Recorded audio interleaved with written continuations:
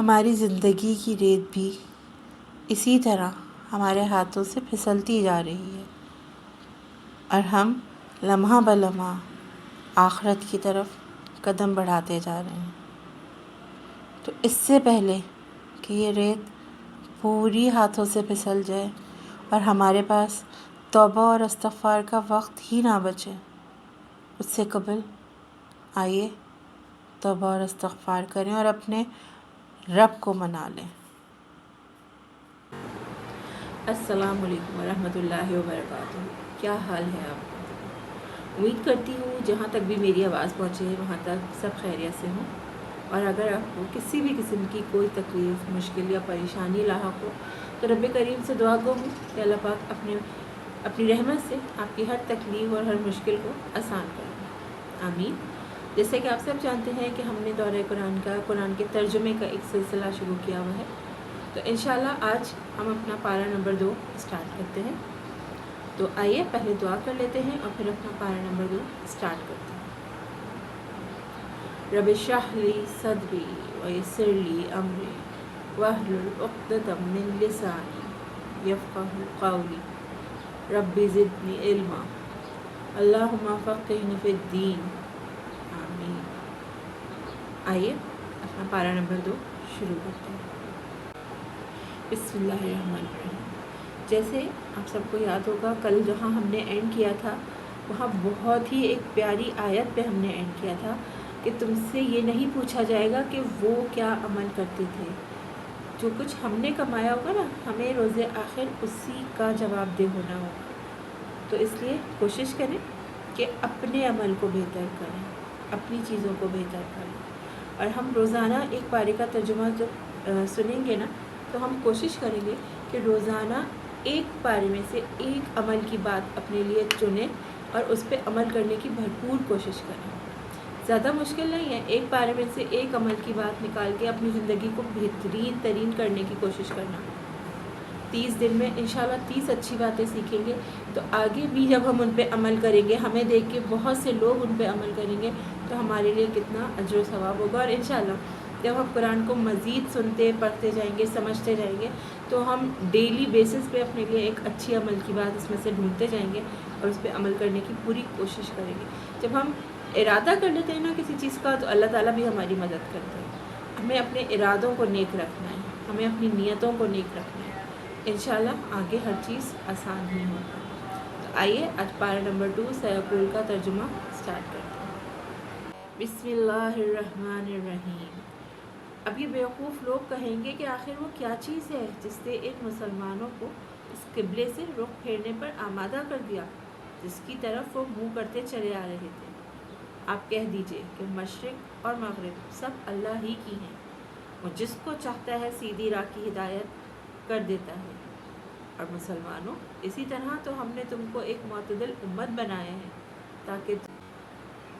تاکہ تم دوسرے لوگوں پر گواہ بنو اور رسول تم پر گواہ ہو۔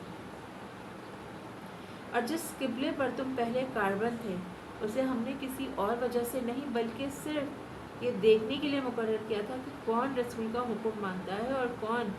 الٹے پاؤں پھر جاتا ہے۔ اور اس میں شک نہیں کہ یہ بات تھی بڑی مشکل، لیکن ان لوگوں کے لیے ذرا بھی مشکل نہ ہوئی جن کو اللہ نے ہدایت دے دی تھی۔ اور اللہ تعالیٰ ایسا نہیں کہ تمہارے ایمان کو ضائع کر دے، در حقیقت اللہ لوگوں پر بہت شفقت کرنے والا بڑا مہربان ہے۔ اے پیغمبر ہم تمہارے چہرے کو بار بار آسمان کی طرف اٹھتے ہوئے دیکھ رہے ہیں، چنانچہ ہم تمہارا رخ ضرور اس قبلے کی طرف پھیر دیں گے جو تمہیں پسند ہے۔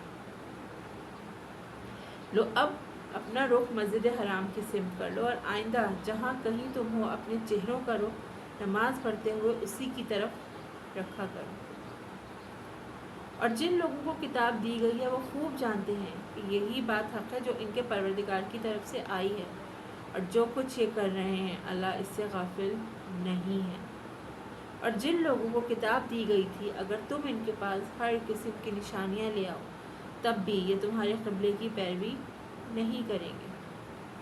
اور نہ تم ان کے قبلے پر عمل کرنے والے ہو، نہ یہ ایک دوسرے کے قبلے پر نہ یہ ایک دوسرے کے قبلے پر عمل کرنے والے ہیں۔ اور جو علم تمہارے پاس آ چکا ہے، اس کے بعد اگر کہیں تم نے ان کی خواہشات کی پیروی کر لی تو اس صورت میں یقیناً تمہارا شمار ظالموں میں ہوگا۔ جن لوگوں کو ہم نے کتاب دی ہے وہ اس کو اتنی اچھی طرح پہچانتے ہیں جیسے اپنے بیٹوں کو پہچانتے ہیں، اور یقین جانو کہ ان میں سے کچھ لوگوں نے حق کو جان بوجھ کر چھپا رکھا ہے، اور حق وہی ہے جو تمہارے پروردگار کی طرف سے آیا ہے، لہٰذا شک کرنے والوں میں ہرگز شامل نہ ہو جانا۔ اور ہر گروہ کی ایک سمت ہے اس کی طرف وہ رخ کرتا ہے، لہٰذا تم نیک کاموں میں ایک دوسرے سے آگے بڑھنے کی کوشش کرو۔ بہت ہی حسین بات، یہ بابرکت مہینہ ہے نا، اس میں کوشش کریں کمپٹیشن نیکیوں میں کریں۔ کسی کو ایک نیکی کرتا دیکھتے ہیں نا، کوشش کریں اسی طرح کی 2 نیکی کر لیں، 3 نیکی کر لیں، کمپٹیشن وہاں کریں، اچھے کاموں میں آگے بڑھنے کی کوشش کریں۔ تم جہاں بھی ہوگے اللہ تم سب کو اپنے پاس لے آئے گا، یقیناً اللہ ہر چیز پر قادر ہے، بے شک۔ اور تم جہاں سے بھی سفر کے لیے نکلو اپنا منہ نماز کے وقت مسجد حرام کی طرف کرو، اور یقیناً یہی بات حق ہے جو تمہارے پروردگار کی طرف سے آئی ہے، اور جو کچھ تم کرتے ہو اللہ اس سے بے خبر نہیں ہے۔ اور جہاں سے بھی تم نکلو اپنا منہ مسجد حرام کی طرف کرو، اور تم جہاں کہیں ہو اپنے چہرے اسی کی طرف رکھو تاکہ لوگوں کو تمہارے خلاف حجت بازی کا موقع نہ ملے۔ البتہ ان میں جو لوگ ظلم کے خوگر ہیں وہ کبھی خاموش نہ ہوں گے، سو ان کا کچھ خوف نہ رکھو، ہاں میرا خوف رکھو، یعنی اللہ پاک کا خوف رکھو، اور تاکہ میں تم پر اپنا انعام مکمل کر دوں،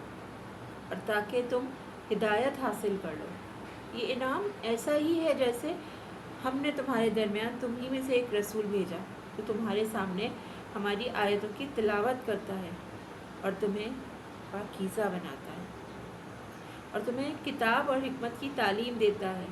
اور تمہیں وہ باتیں سکھاتا ہے جو تم نہیں جانتے تھے، لہٰذا مجھے یاد کرو میں تمہیں یاد رکھوں گا۔ فاذکرونی اذکرکم، یعنی لہٰذا مجھے یاد کرو میں تمہیں یاد رکھوں گا، اور میرا شکر ادا کرو اور میری ناشکری نہ کرو۔ اے ایمان والو، صبر اور نماز سے مدد حاصل کرو، بے شک اللہ صبر کرنے والوں کے ساتھ ہے۔ ہم نے کل بھی یہ چیز پڑھی تھی ترجمے میں، ہم نے آج دوبارہ یہ چیز پڑھی، بار بار سورہ بقرہ میں یہ چیز ریپیٹ ہو رہی ہے، اس صبر اور نماز سے مدد حاصل کرو۔ جب چیزیں بہت مشکل لگ رہی ہوں، ہینڈل نہ ہو رہی ہوں، تو نماز پڑھیں، اللہ تعالیٰ کے آگے سجدہ کریں۔ دل بہت بھاری ہو رہا ہوتا ہے نا، سجدے میں جا کے جب وہ سب آنسوؤں کی صورت میں باہر نکلتا ہے نا، اور وہ آنسو ارادی نہیں ہوتے، ہم یہ سوچ کے سجدہ نہیں کرتے کہ ہم سجدے میں روئیں گے، ہمارا دل ہلکا ہو جائے گا۔ کبھی یہ غور کیا ہے، جب بہت اندر سے ایک گھٹن ہو رہی ہوتی ہے، گھبراہٹ ہو رہی ہوتی ہے، تو بہت تکلیف ہو رہی ہوتی ہے، اس وقت جب نماز پڑھیں نا، ایک سجدے میں اور ایک دعا مانگتے وقت، ایک بوقت دعا اور ایک بوقت سجدہ، آٹومیٹکلی آنسو نکلنا شروع ہوتے ہیں، اور ان آنسوؤں کے ساتھ لگتے ہیں اندر جتنی گھٹن، پریشانی، تکلیف، جو بھی کچھ تھا نا، وہ سب بہہ گیا، سب سکون میں آ گیا۔ تو بے شک نماز سے مدد حاصل کریں اور صبر سے مدد حاصل کریں، کیونکہ اللہ صبر کرنے والوں کے ساتھ ہے۔ اور جو لوگ اللہ کے راستے میں قتل ہوں ان کو مردہ نہ کہو، دراصل وہ زندہ ہیں مگر تم کو ان کی زندگی کا احساس نہیں ہوتا۔ اور دیکھو ہم تمہیں آزمائیں گے ضرور، کبھی کچھ خوف سے اور کبھی بھوک سے اور کبھی مال و جان اور پھلوں میں کمی کر کے، اور جو لوگ ایسے حالات میں صبر سے کام لیں ان کو خوشخبری سنا دو۔ سبحان اللہ، یہ وہ لوگ ہیں کہ جب ان کو کوئی مصیبت پہنچتی ہے تو یہ کہتے ہیں کہ ہم سب اللہ ہی کے ہیں اور ہم کو اللہ ہی کی طرف لوٹ کر جانا ہے۔ قالوا انا للہ و انا الیہ راجعون، یہ موسٹلی ہم جب کسی کے انتقال کی خبر سنتے ہیں تو ہم ضرور پڑھتے ہیں، لیکن اس ترجمے سے ہم یہ دیکھیں کہ یہ ہم اپنے لیے ہی دعا مانگ رہے ہیں کہ ہم سب اللہ ہی کے ہیں اور ہم کو اللہ ہی کی طرف لوٹ کے جانا ہے۔ بے شک تو اس کی طرف لوٹ کر جانے سے پہلے نا وہاں پہ جانے کے اپنے اعمال اس دنیا میں اچھے کر کے جانا ہے انشاءاللہ، تاکہ روز جزا کسی قسم کی شرمندگی نہ ہو۔ یہ وہ لوگ ہیں جن پر ان کے پروردگار کی طرف سے خصوصی عنایتیں ہیں اور رحمت ہے، اور یہی لوگ ہیں جو ہدایت پر ہیں۔ بے شک صفا اور مروہ اللہ کی نشانیوں میں سے ہیں، لہٰذا جو شخص بھی بیت اللہ کا حج کرے یا عمرہ کرے تو اس کے لیے اس بات میں کوئی گناہ نہیں ہے کہ وہ ان کے درمیان چکر لگائے، اور جو شخص خوشی سے کوئی بھلائی کا کام کرے تو اللہ یقیناً قدردان اور جاننے والا ہے۔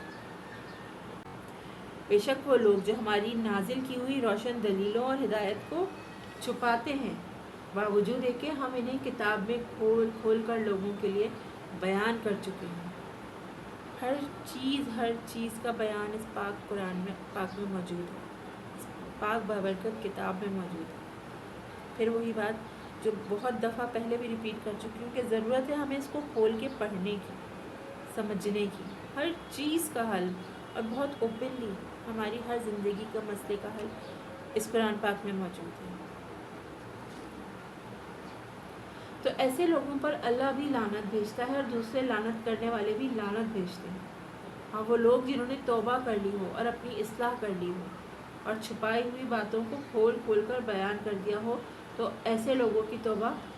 قبول کر لیتا ہوں۔ ہاں، وہ لوگ جنہوں نے توبہ کر لی ہو اور اپنی اصلاح کر لی ہو اور چھپائی ہوئی باتوں کو کھول کھول کر بیان کر دیا ہو تو میں ایسے لوگوں کی توبہ قبول کر لیتا ہوں، اور میں توبہ قبول کرنے کا خوگر ہوں، بڑا رحمت والا۔ بے شک وہ لوگ جنہوں نے کفر اختیار کیا اور کافر ہونے کی حالت ہی میں مرے، ان پر اللہ کی اور فرشتوں کی اور سارے انسانوں کی لعنت ہے۔ استغفر اللہ۔ وہ ہمیشہ اسی پھٹکار میں رہیں گے، نہ ان پر سے عذاب کو ہلکا کیا جائے گا اور نہ ان کو مہلت دی جائے گی۔ تمہارا خدا ایک ہی خدا ہے، اس کے سوا کوئی خدا نہیں، جو سب پر مہربان، بہت مہربان ہے۔ بے شک آسمانوں اور زمین کی تخلیق میں، رات دن کے لگاتار آنے جانے میں، ان کشتیوں میں جو لوگوں کے فائدے کا سامان لے کر سمندر میں تیرتی ہیں، اس پانی میں جو اللہ نے آسمان سے اتارا اور اس کے ذریعے زمین کو اس کے مردہ ہو جانے کے بعد زندگی بخشی، اور اس میں ہر قسم کے جانور پھیلا دیے، اور ہواؤں کی گردش میں اور ان بادلوں میں جو آسمان پر زمین کے ذریعے تابعدار بن کر کام میں لگے ہوئے ہیں، ان لوگوں کے لیے نشانیاں ہی نشانیاں ہیں جو اپنی عقل سے کام لیتے ہیں۔ اور اس کے باوجود لوگوں میں کچھ وہ بھی ہیں جو اللہ کے علاوہ دوسروں کو اس کی خدائی میں اس طرح شریک قرار دیتے ہیں کہ ان سے ایسی محبت رکھتے ہیں جیسے اللہ کی محبت رکھنی چاہیے۔ اور جو لوگ ایمان لا چکے ہیں وہ اللہ ہی سے سب سے زیادہ محبت رکھتے ہیں۔ اشد حب للہ، وہ اللہ ہی سے سب سے زیادہ محبت رکھتے ہیں۔ اور کاش کہ یہ ظالم جب دنیا میں کوئی تکلیف دیکھتے ہیں اسی وقت یہ سمجھ لیا کریں کہ تمام تر طاقت اللہ ہی کو حاصل ہے، اور یہ کہ اللہ کا عذاب آخرت میں اس وقت بڑا سخت ہوگا جب وہ پیشوا جن کے پیچھے یہ لوگ چلتے رہے ہیں اپنے پیروکاروں سے مکمل بے تعلقی کا اعلان کریں گے، اور یہ سب لوگ عذاب کو اپنی آنکھوں کے سامنے دیکھ لیں گے، اور ان کے تمام باہمی رشتے کٹ کر رہ جائیں گے۔ اور جنہوں نے ان پیشواؤں کی پیروی کی تھی وہ کہیں گے کہ کاش ہمیں ایک مرتبہ پھر دنیا میں لوٹنے کا موقع دے دیا جائے تو ہم بھی ان پیشواؤں سے اسی طرح بے تعلقی کا اعلان کریں جیسے انہوں نے ہم سے بے تعلقی کا اعلان کیا۔ اس طرح اللہ انہیں دکھا دے گا کہ ان کے اعمال آج ان کے لیے حسرت ہی حسرت بن چکے ہیں، اور اب وہ کسی صورت دوزخ سے نکلنے والے نہیں ہیں۔ اے لوگوں، زمین میں جو حلال پاکیزہ چیزیں ہیں وہ کھاؤ اور شیطان کے نقش قدم پر نہ چلو۔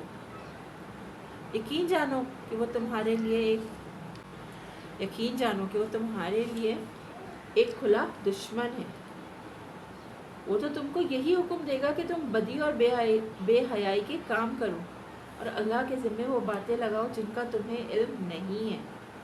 اور جب ان کافروں سے کہا جاتا ہے کہ اس کلام کی پیروی کرو جو اللہ نے اتارا ہے تو وہ کہتے ہیں کہ نہیں، ہم تو ان باتوں کی پیروی کریں گے جن پر ہم نے اپنے باپ داداؤں کو پایا ہے۔ بھلا کیا اس صورت میں بھی ان کو یہی چاہیے جب ان کے باپ دادے دین کی ذرا بھی سمجھ نہ رکھتے ہیں اور انہوں نے کوئی آسمانی ہدایت بھی حاصل نہ کی ہو؟ اور جن لوگوں نے کفر کو اپنا لیا ہے ان کو حق کی دعوت دینے کی مثال کچھ ایسی ہے جیسے کوئی شخص ان جانوروں کو زور زور سے بلائے جو ہاں پکار کے سوا کچھ نہیں سنتے۔ یہ بہرے، گونگے، اندھے ہیں، لہٰذا کچھ نہیں سمجھتے۔ اے ایمان والو، جو پاکیزہ چیزیں ہم نے تمہیں رزق کے طور پر عطا کی ہیں ان میں سے جو چاہو کھاؤ اور اللہ کا شکر ادا کرو، اگر واقعی تم صرف اسی کی بندگی کرتے ہو۔ اس نے تو تمہارے لیے بس مردار جانور، خون اور سور کا گوشت حرام کیا ہے، نیز وہ جانور جس پر اللہ کے سوا کسی اور کا نام پکارا گیا ہے۔ ہاں، اگر کوئی شخص انتہائی مجبوری کی حالت میں ہو اور ان چیزوں میں سے کچھ کھا لے جبکہ اس کا مقصد نہ لذت حاصل کرنا ہو اور نہ وہ ضرورت کی حد سے آگے بڑھے تو اس پر کوئی گناہ نہیں ہے۔ یقیناً اللہ بہت بخشنے والا بڑا مہربان ہے۔ بے شک حقیقت یہ ہے کہ جو لوگ اللہ کی نازل کی ہوئی کتاب کو چھپاتے ہیں اور اس کے بدلے تھوڑی سی قیمت وصول کر لیتے ہیں وہ اپنے پیٹ میں آگ کے سوا کچھ نہیں بھر رہے ہیں۔ قیامت کے دن اللہ ان سے کلام بھی نہیں کرے گا اور نہ ان کو پاک کرے گا اور ان کے لیے دردناک عذاب ہے۔ یہ وہ لوگ ہیں جنہوں نے ہدایت کے بدلے گمراہی اور مغفرت کے بدلے عذاب کی خریداری کر لی ہے۔ استغفر اللہ۔ چنانچہ اندازہ کرو کہ یہ دوزخ کی آگ سہنے کے لیے کتنے تیار ہیں۔ یہ سب کچھ اس لیے ہوگا کہ اللہ نے حق پر مشتمل کتاب اتاری ہے اور جن لوگوں نے ایسی کتاب کے بارے میں مخالفت کا رویہ اختیار کیا ہے وہ زدہ زدی میں بہت دور نکل گئے ہیں۔ نیکی بس یہی تو نہیں کہ اپنے چہرے مشرق یا مغرب کی طرف کر لو، بلکہ نیکی یہ ہے کہ لوگ اللہ پر، آخرت کے دن پر، فرشتوں پر اور اللہ کی کتابوں پر اور اس کے نبیوں پر ایمان لائیں اور اللہ کی محبت میں اپنا مال رشتہ داروں، یتیموں، مسکینوں، مسافروں اور سائلوں کو دیں اور غلاموں کو آزاد کرانے میں خرچ کریں اور نماز قائم کریں اور زکوٰۃ ادا کریں اور جب کوئی عہد کر لے تو اپنے عہد کو پورا کرنے کے عادی ہوں اور تنگی اور تکلیف میں نیز جنگ کے بعد صبر و استقلال کے خوگر ہوں۔ ایسے لوگ ہیں جو سچے کہلانے کے مستحق ہیں اور یہی لوگ ہیں جو متقی ہیں۔ اے ایمان والو، جو لوگ جان بوجھ کر ناحق قتل کر دیے جائیں ان کے بارے میں تم پر قصاص کا حکم فرض کر دیا گیا ہے۔ آزاد کے بدلے آزاد، غلام کے بدلے غلام اور عورت کے بدلے عورت اور عورت کے بدلے عورت ہی کو قتل کیا جائے۔ پھر اگر قاتل کو اس کے بھائی یعنی مقتول کے وارث کی طرف سے کچھ معافی دے دی جائے تو معروف طریقے کے مطابق خون بہا کا مطالبہ کرنا وارث کا حق ہے اور اسے خوشروبی سے ادا کرنا قاتل کا فرض ہے۔ یہ تمہاری پروردگار کی طرف سے ایک آسانی پیدا کی گئی ہے اور ایک رحمت ہے۔ اس کے بعد بھی کوئی زیادتی کرے تو وہ دردناک عذاب کا مستحق ہے۔ اور اے عقل رکھنے والوں، تمہارے لیے قصاص میں زندگی کا سامان ہے، امید ہے کہ تم اس کی خلاف ورزی سے بچو گے۔ تم پر فرض کیا گیا ہے کہ اگر تم میں سے کوئی اپنے پیچھے مال چھوڑ کر جانے والا ہو تو جب اس کی موت کا وقت قریب آ جائے وہ اپنے والدین اور قریبی رشتہ داروں کے حق میں دستور کے مطابق وصیت کرے۔ یہ متقی لوگوں کے ذمے ایک لازمی حق ہے۔ پھر جو شخص اس وصیت کو سننے کے بعد اس میں کوئی تبدیلی کرے گا تو اس کا گناہ ان لوگوں پر ہوگا جو اس میں تبدیلی کریں گے۔ یقین رکھو کہ اللہ سب کچھ سنتا جانتا ہے۔ ہاں، اگر کسی شخص کو یہ اندیشہ ہو کہ کوئی وصیت کرنے والا بیجا طرفداری یا گناہ کا ارتکاب کر رہا ہے اور وہ متعلقہ آدمیوں کے درمیان صلح کرا دے تو اس پر کوئی گناہ نہیں ہے۔ بے شک اللہ تعالیٰ بہت بخشنے والا بڑا مہربان ہے۔ اے ایمان والو، تم پر روزہ فرض کیا گیا جس طرح تم سے پہلے لوگوں پر فرض کیا گیا تھا تاکہ تمہارے اندر تقویٰ پیدا ہو۔ گنتی کے چند دن روزے رکھنے ہیں، پھر بھی اگر تم میں سے کوئی شخص بیمار ہو یا سفر پر ہو تو وہ دوسرے دنوں میں اتنی ہی تعداد پوری کر لیں۔ اور جو لوگ اس کی طاقت رکھتے ہو ان کے ذمہ یہ ہے کہ وہ ایک مسکین کو کھانا کھلا کر روزے کا فدیہ ادا کریں گے، روزے کا فدیہ ادا کریں۔ اس کے علاوہ اگر کوئی شخص اپنی خوشی سے کوئی نیکی کرے تو یہ اس کے حق میں بہتر ہے، اور اگر تم کو سمجھ ہو تو روزے رکھنے میں تمہارے لیے زیادہ بہتری ہے۔ رمضان کا مہینہ وہ ہے جس میں قرآن نازل کیا گیا، جو لوگوں کے لیے سراپا ہدایت اور ایسی روشن نشانیوں کا حامل ہے جو صحیح راستہ دکھاتی اور حق و باطل کے درمیان دو ٹوک فیصلہ کر دیتی ہے۔ لہٰذا تم میں سے جو شخص بھی یہ مہینہ پائے وہ اس میں ضرور روزے رکھے، اور اگر کوئی شخص بیمار ہو یا سفر پر ہو تو دوسرے دنوں میں اتنی ہی تعداد پوری کر لے۔ اللہ تمہارے ساتھ آسانی کا معاملہ کرنا چاہتا ہے اور تمہارے لیے مشکل پیدا کرنا نہیں چاہتا، تاکہ تم روزوں کی گنتی پوری کر لو، اور اللہ نے تمہیں جو راہ دکھائی اس پر اللہ کی تکبیر کہو، اور تاکہ تم شکر گزار بنو۔ اور اے پیغمبر، جب میرے بندے آپ سے میرے بارے میں پوچھیں تو آپ ان سے کہہ دیجئے کہ میں اتنا قریب ہوں کہ جب کوئی مجھے پکارتا ہے میں پکارنے والے کی پکار سنتا ہوں، لہٰذا وہ بھی میری بات دل سے قبول کریں اور مجھ پر ایمان لائیں تاکہ وہ راہ راست پر آ جائیں۔ تمہارے لیے حلال کر دیا گیا ہے کہ روزوں کی رات میں تم اپنی بیویوں سے بے تکلف صحبت کرو، وہ تمہارے لیے لباس ہیں اور تم ان کے لیے لباس ہو۔ اللہ کو علم تھا کہ تم اپنے آپ سے خیانت کر رہے تھے، پھر اس نے تم پر عنایت کی اور تمہاری غلطی معاف فرما دی، چنانچہ اب تم ان سے صحبت کر لیا کرو، اور جو کچھ اللہ نے تمہارے لیے لکھ رکھا ہے اسے طلب کرو، اور اس وقت تک کھاؤ پیو جب تک صبح کی سفید دھاری سیاہ دھاری سے ممتاز ہو کر تم پر واضح نہ ہو جائے۔ اس کے بعد رات آنے تک روزے پورے کرو، اور ان اپنی بیویوں سے اس حالت میں مباشرت نہ کرو جب تم مسجدوں میں اعتکاف میں بیٹھے ہو، یہ اللہ کی مقرر کی ہوئی حدود ہیں، لہٰذا ان کی خلاف ورزی کے قریب بھی مت جانا۔ اسی طرح اللہ اپنی نشانیاں لوگوں کے سامنے کھول کھول کر بیان کرتا ہے تاکہ وہ تقوی اختیار کریں، اور آپس میں ایک دوسرے کا مال ناحق طریقوں سے نہ کھاؤ، اور نہ ان کا مقدمہ حاکموں کے پاس اس غرض سے لے کر جاؤ کہ لوگوں کے مال کا کوئی حصہ جانتے بوجھتے ہڑپ کرنے کا گناہ کرو۔ لوگ آپ سے نئے مہینوں کے چاند کے بارے میں پوچھتے ہیں، آپ انہیں بتا دیجئے کہ یہ لوگوں کے مختلف معاملات کے اور حج کے اوقات متعین کرنے کے لیے ہیں، اور یہ کوئی نیکی نہیں ہے کہ تم گھروں میں ان کی پش کی طرف سے داخل ہو، بلکہ نیکی یہ ہے کہ انسان تقوی اختیار کرے اور تم گھروں میں ان کے دروازوں سے داخل ہوا کرو، اور اللہ سے ڈرتے رہو تاکہ تمہیں فلاح حاصل ہو۔ اور ان لوگوں سے اللہ کے راستے میں جنگ کرو جو تم سے جنگ کرتے ہیں، اور زیادتی نہ کرو، یقین جانو کہ اللہ زیادتی کرنے والوں کو پسند نہیں کرتا، اور تم ان لوگوں کو جہاں پاؤ قتل کرو اور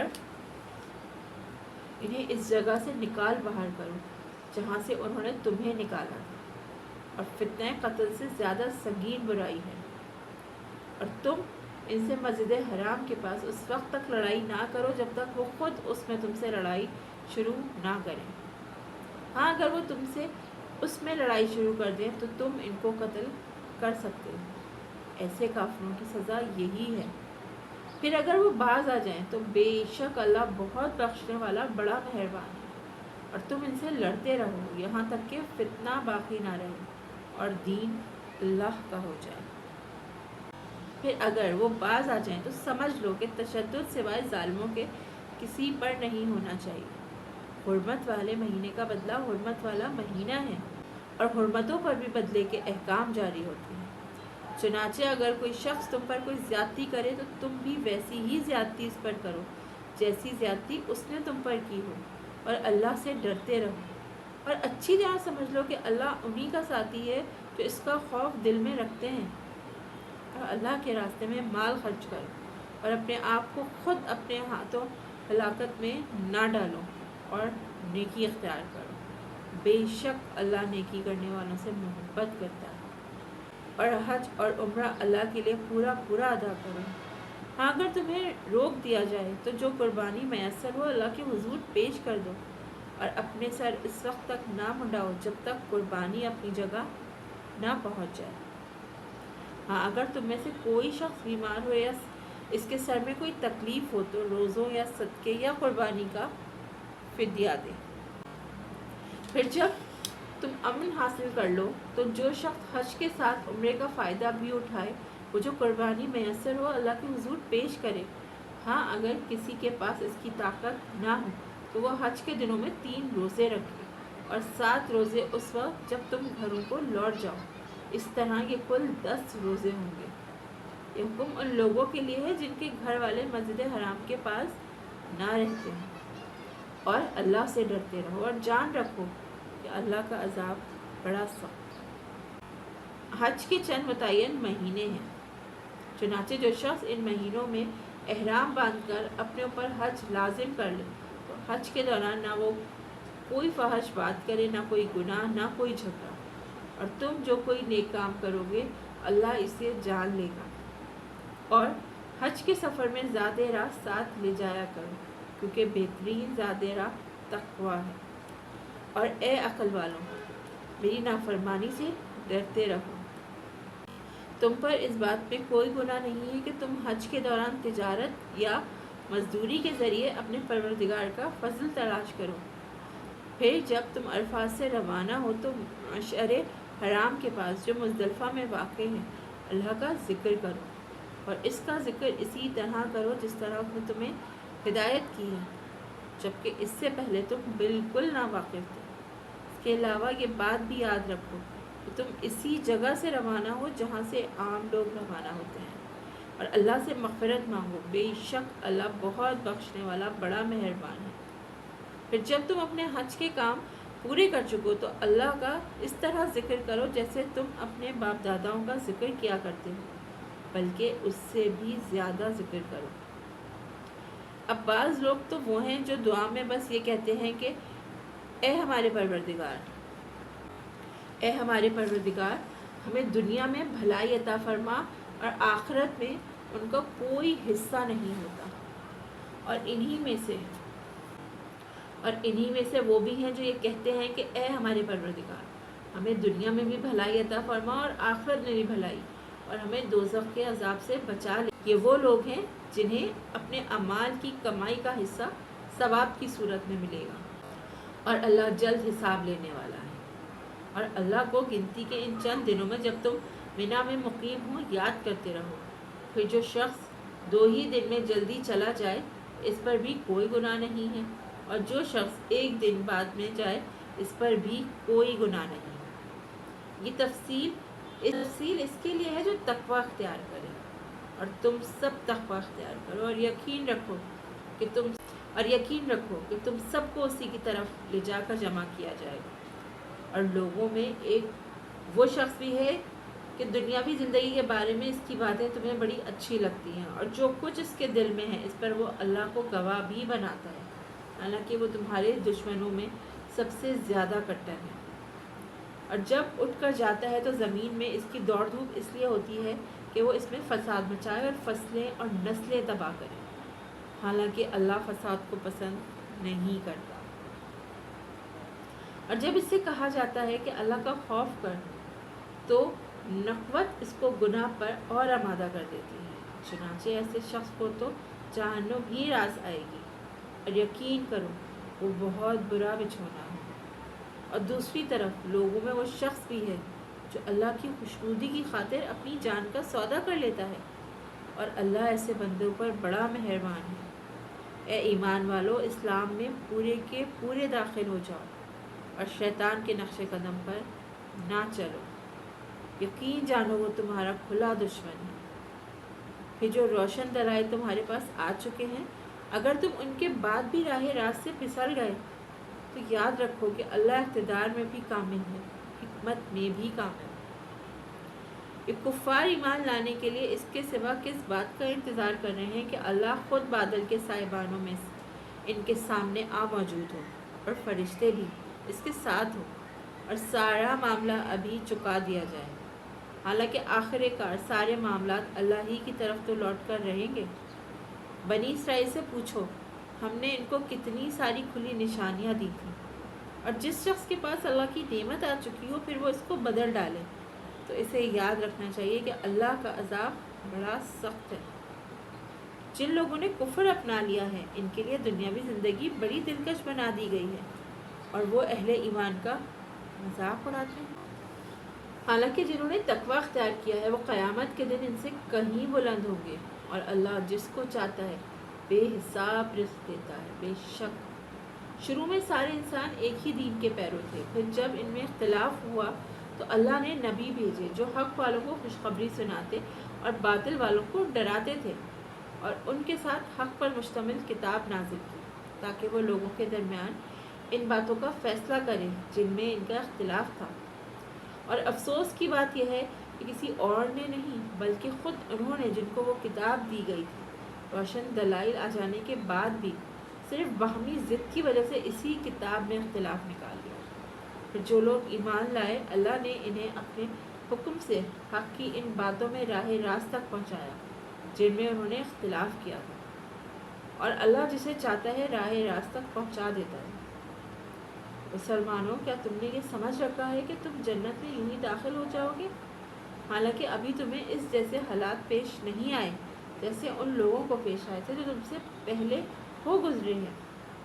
ان پر سختیاں اور تکلیفیں آئیں اور انہیں ہلا ڈالا گیا،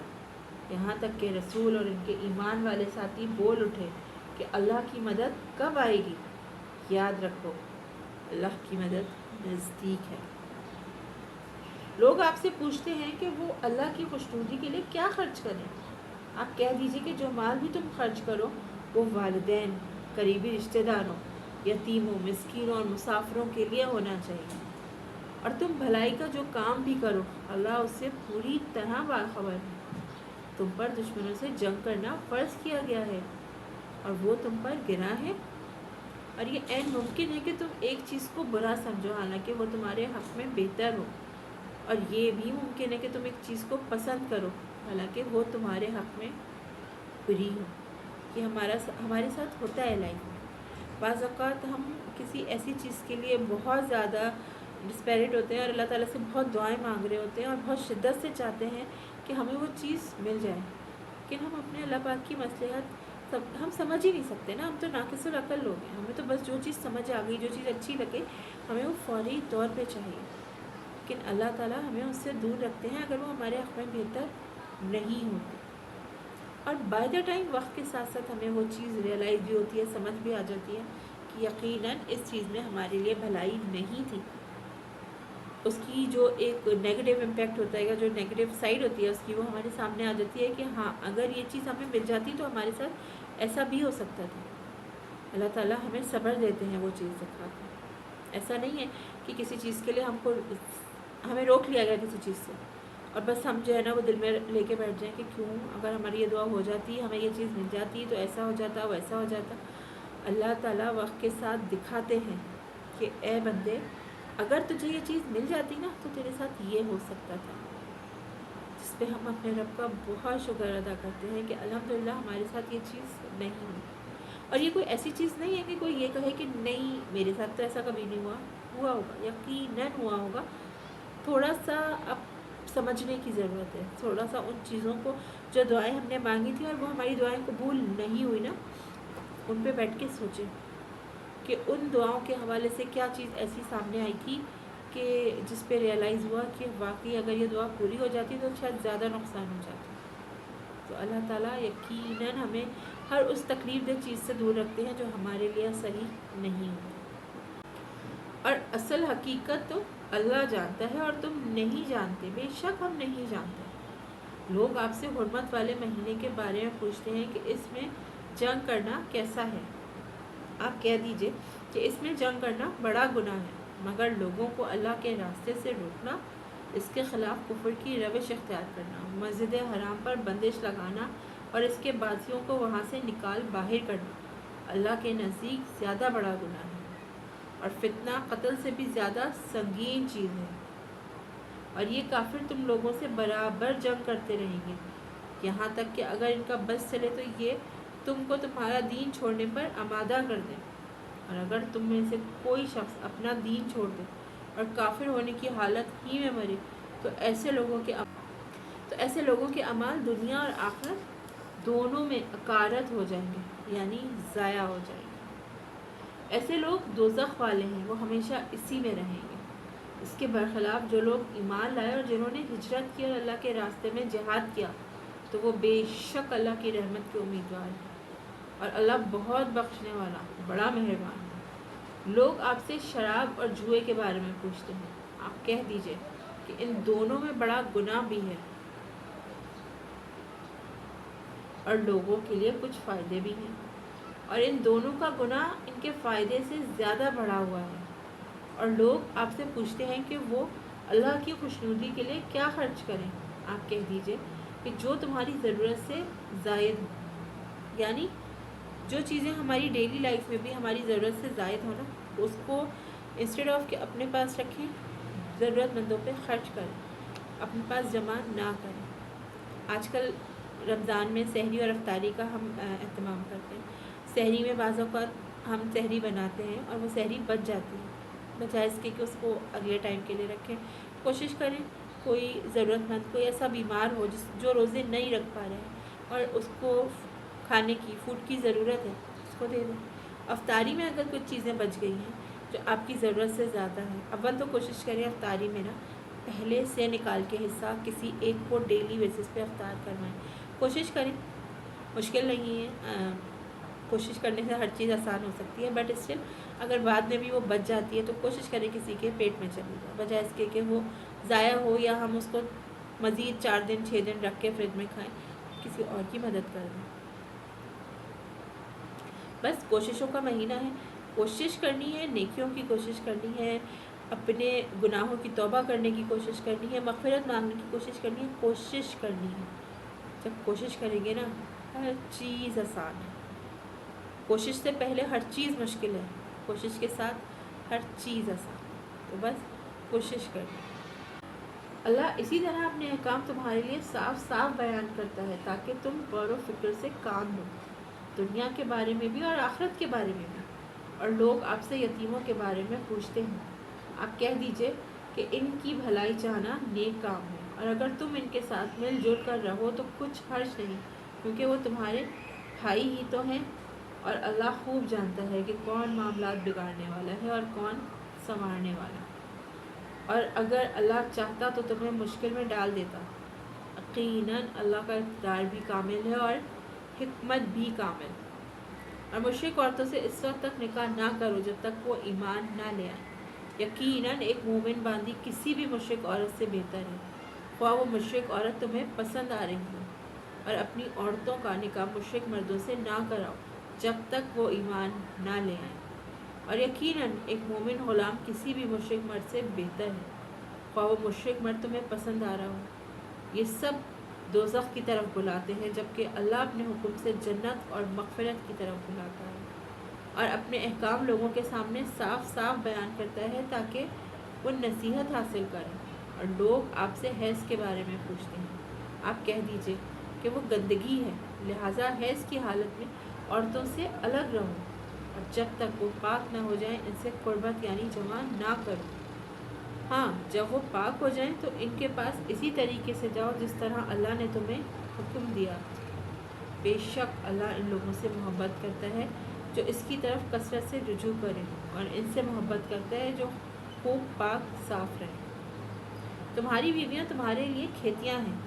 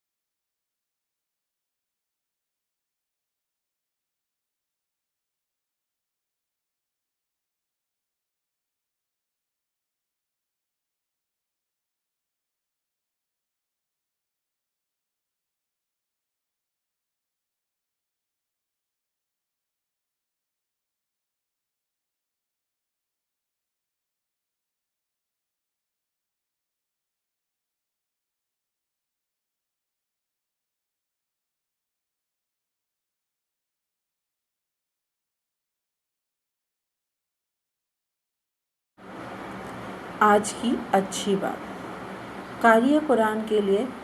عزت کا تاج۔ نبی اکرم صلی اللہ علیہ وآلہ وسلم نے فرمایا، قیامت کے دن قرآن مجید آئے گا اور کہے گا کہ اے میرے رب، اس قاری قرآن کو زیور پہنا دیجیے، تو اس شخص کو عزت کا تاج پہنایا جائے گا۔ قرآن مجید پھر کہے گا، اے رب، اور زیادہ اس کی عزت افزائی فرمائیے، اس قرآن پڑھنے والے کو عزت کا لباس پہنایا جائے گا۔ قرآن مجید پھر کہے گا، اے میرے رب، اس سے راضی ہو جائیے، تو اللہ اس شخص سے راضی ہو جائے گا۔ پھر فرمائے گا، قرآن پڑھتے جاؤ اور جنت کے درجات چڑھتے جاؤ،